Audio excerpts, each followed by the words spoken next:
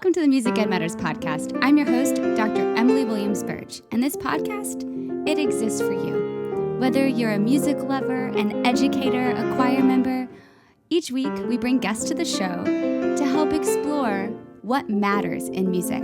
I'm so glad that you're here. Welcome to the show. Hello, and welcome to the Music Ed Matters podcast. Today, you get to meet musician, singer, piano player, author, Carolyn Sloan. This is one of those conversations that started because a publicist reached out and said, I think this book would be a great fit for your podcast. And then they send the book. And y'all, I had so much fun with the book. I had so much fun with the book. I am not kidding. Don't worry. I will tell you in this recording with Carolyn how we used the book in my college class. Oh my gosh, it's a fun book. I can't even, it's like right beside me and I don't want to touch it right now because it will make noise at you. And so you want this book. You want this book. Anyway, sitting down with Carolyn, I thought it would just be a conversation of where the book came from, how writing became her thing. And y'all, this turned into one of the most fulfilling and just good to hear life lessons for creatives. So I'm really excited for you to hear this episode. This episode is brought to you by our friends over at Perform International. If we're talking about life-altering things, going on tour is one of those things. Getting together with a group of like-minded people that like to sing or perform or whatever it is and go regionally or nationally or internationally on tour changes your life. And you'll see why all of these little step-by-step moments mean something as we go through this conversation today with my new friend, Carolyn Sloan. Today on the podcast, we are talking to author and new friend of mine, Carolyn Sloan. Hello, Carolyn. Hi, how are you, Dr. Emily? I'm so good. You should totally just call me Emmy. Only my students call me doctor, and this is my Zoom for all my classes, so I just leave that name on there so they don't forget. Oh, okay. Sometimes they try to call you by your first name, and that's awesome for when you're done. We've earned the doctorate. We have to show the respect, and it's a good reminder. But you wrote a book about opera, and my students have seen it and loved it. How did you get to where you are writing a book about Welcome to the Opera? Thanks for asking that question. I'll try to be brief because it's kind of a long story. We love stories. I used to teach music to second, third, and fourth graders at an independent school in Park Slope in Brooklyn. And I noticed that a lot of my students, even the fourth graders, who were old enough to be taken to a performance like an opera or a symphony, had very little experience. Like I asked them, how many of you have ever been to an orchestral concert like a symphony? And only 3 out of 53 raised their hands. Yeah, and we live in New York City, so that's surprising, right? And then so also when I had my son many, many moons ago, and I would read him books on music, there would be books talking about music, but there was no music in the book. Mm-hmm. Or it came with like a CD or a DVD or something. I'm dating myself, but it was kind of clunky and clumsy because who's going to carry around that kind of equipment with them, right? So I thought, there really ought to be a book just with these sound files in the book. I can't imagine that we can't do that. That would be so handy. It's entertaining for the kids, but it's also very practical. So, I thought about it, and then I started with Welcome to the Symphony, and I wrote a book about the orchestra for kids, about what does it mean to go to a symphony, what is a symphony, and then put the sound files in the book. And this was when my son was grown already, and he actually had the opportunity to help me because he's now a professional concert bassist. So he plays upright bass. So cool. So I guess I did a good job of turning him onto music that he's... Yes. And then speaking of, the classic genres of music, there's classical music, there's jazz, right? Then there's theatrical, classical music, and opera, right? And I thought, well, we should do all of them because this way kids will have kind of a base knowledge of all of these things, and maybe it'll encourage them to listen to more great music, but also maybe go hear some live music. Oh, that's so cool. So you made it as a resource. fitting Yes. a need. Yes. Yes. My brain tends to work that way when I see something in the market that's not there. And I'm like, why isn't this here? Like, we could use this. And, it was a couple of years until I convinced other people that there was a great need, but there apparently was need because the symphony book especially has done really well and continues to do well. So.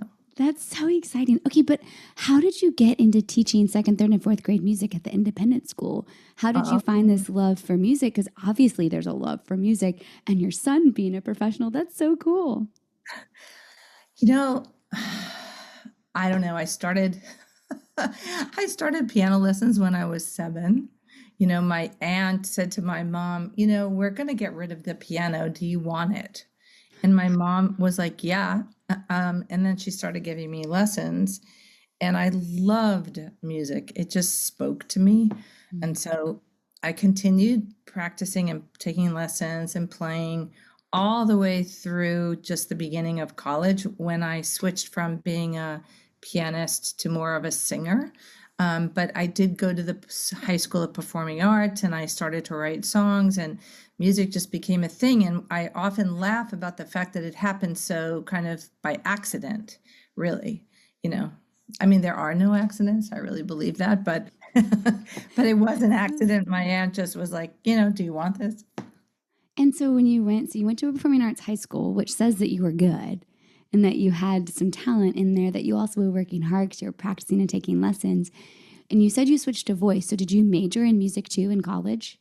I did. My undergraduate degree is in voice and composition, and I studied voice, performed, and also wrote music as well. And when I graduated from school, I was really working as a professional musician for many years and wrote music for theater and radio and television. And I loved that life. And when I met my husband, and my husband's a professional actor, he performs on Broadway and he also does television and film. And I was like, I think maybe somebody should be home in the evenings if we're going to have a kid. One of us needs to maybe be Yes, available. one of us should be home. I didn't feel like it was a sacrifice. At that time in my life, that was more in line with what I wanted. So I want to be clear to all of us who are feminists in the audience and listeners.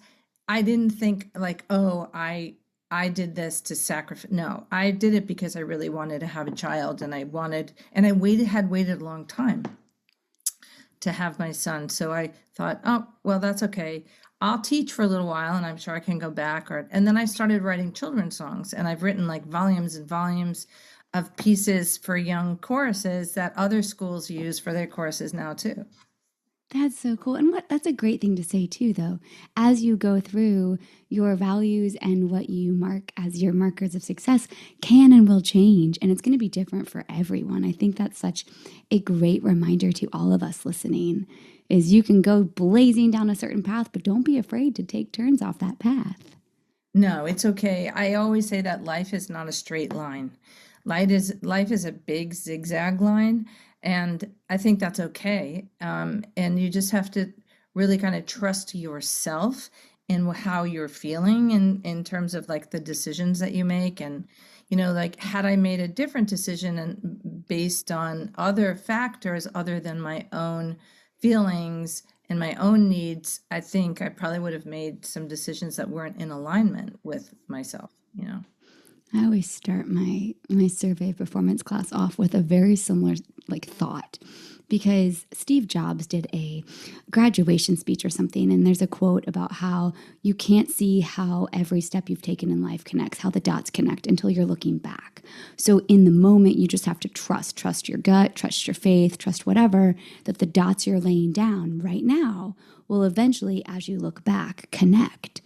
Yes. And I think that's so important because, I mean, your husband's an actor, so you get it. I teach a billion actors, and they are the best. They are so much fun. But they're fun because I have them in classes with composers and dramatic writers, and just the interactions of those different personalities are so fun. And they're all like gung-ho, same pathway. And they're all going to get to wherever they get to and look back and see these zigzaggy lines, like you say.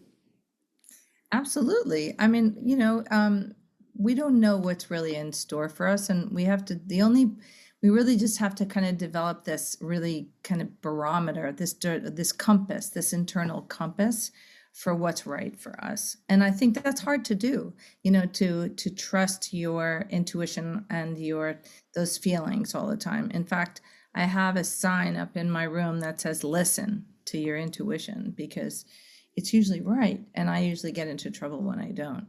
But Don't we all? But that's such a great quote right there. Trust your internal compass and be okay with stopping and listening to it. That's such an important concept. So you make your symphony book. It sells because it's all embedded in y'all. I have the book in my hand right now. And if you're in my survey performance class, we've already sang it and played it in class. And then we went on this really cool wild goose chase where they had to go find all of their we read about opera, and then their activity was to go find a tune that they didn't know was from an opera, where they had heard it in a film score or in a commercial. And oh my gosh, it was such a fun activity. We were in stitches. But how did you get to writing this book about opera? Did you come up with the idea and go back to your publisher, or where did you come from with that one? well, as I was saying about these classic music genres, I thought it was the natural kind of extension of like symphony to go to opera, because first of all, opera includes the orchestra, right? It's symphonic in its own right, and it's a classic theatrical, vocal, and musical, orchestral, combination of all of these classic idioms, so music factors or music ingredients, whatever you want to call them. So just pitched opera, and actually initially they were like very tentative about it, like opera. And I said the whole idea is we want to demystify opera, because opera is just singing a story. That's all it is. Opera can be anything. And now I'm happy to say that there are many new opera companies springing up that are doing that are taking these kind of classic musical genres and modernizing them and bringing them to new audiences, which is really great. But I think too often we kind of write things off because we're not familiar with them. So I really just wanted to make this, which some people look at as a rarefied art form. I just wanted to make it accessible to families and especially young children. So do you have other books in the pipeline that you're going to be working on next? I do. I do. I'm not really at liberty to say, but I'll just say the next one is super great. And it's not unlike opera in the sense that it includes singing, but it's a more popular form. So I can't really. Oh, I But that's sure all do I hope it's musical theater, and I will be the first to buy it when that happens. I'm just going to manifest that into the planet, because how fun is that? So much. I go to shows all the time just to get ideas for these classes that I'm teaching, and it is just fascinating to see how the genre is changing. And I think we're in the middle of a little shift happening, because there's all these book musicals out right now, and there's all these new jukebox musicals that are out right now.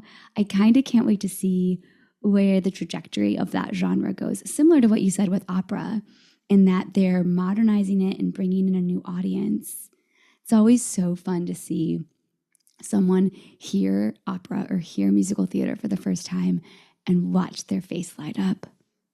Yeah, there were a bunch of kids that we went to do an event down in Maryland, at a school, and I think there were third, fourth, and fifth graders who were in the audience, and the Queen of the Night started to sing, and the kids went crazy. Their faces were like literally like this for They just just lose it. minutes and minutes and minutes. And they had never heard singing like that ever before. And it was so great to witness that. Yeah, it's a wonderful experience. And when you talk about connecting the dots, I was thinking that one of the first book events we did for the symphony book years ago, I brought 24 pieces, musical instruments, into a Barnes and Nobles, and we did an orchestra concert with puppets and a conductor and an orchestra and the whole thing. And people were just amazed, amazed, amazed, amazed. But what was so great about this was when we talk about connecting the dots, I was like, oh, I get it. My performing experience, my teaching experience, my experience writing and teaching music and being a musician myself enabled me to not only put an event like that together, but then to execute it with relative ease and have a really great time interacting with the audience. So all of those things came together in that moment. And I was like, oh, this is what I'm meant to do, because I obviously have experience in all of these areas. And now it's all coming together when I do these presentations for these kids. Trusting that every one of the experiences that you get placed into is a part of those stepping stones that will eventually. I say the same thing all the time. I just love my job. I love it so much. It is like Disney World of academia. I feel like I'm living my Disney princess dream job. I don't even know how to describe it. The students are wonderful. The classes are great. And every so often I kind of get wrapped up and I'm like, oh, y'all, this is so awesome. I love this job. And I just forget that you can't, but every step along the way led me to this job. Had I not gotten every no beforehand, I wouldn't have had every experience that led to this. And what a great, I thought we were just sitting down to talk about this fun book you wrote, but what a philosophical journey too, especially for those of us in the arts or in teaching or in a creative field, to be reminded that it might not look like that straight path that you have dreamed up in your head, but trust that it is going in the direction that it should be going. Absolutely. Absolutely. Yeah, we never really know. But I think we need to trust that we're being prepared for that next thing, right? That experience that we're gaining at this moment in time in the present is preparing us in some way, some fashion, somehow for the next chapter. I love it. Oh my gosh. Okay, we have to go back to the book for a second. So it's really well written. It's easy to read. It's fun to be a part of it. It has all the music right there at your fingertips. For someone who hasn't seen your symphony book or your opera book, what are some things that they should know before they go push buy on whatever place that they buy their books from?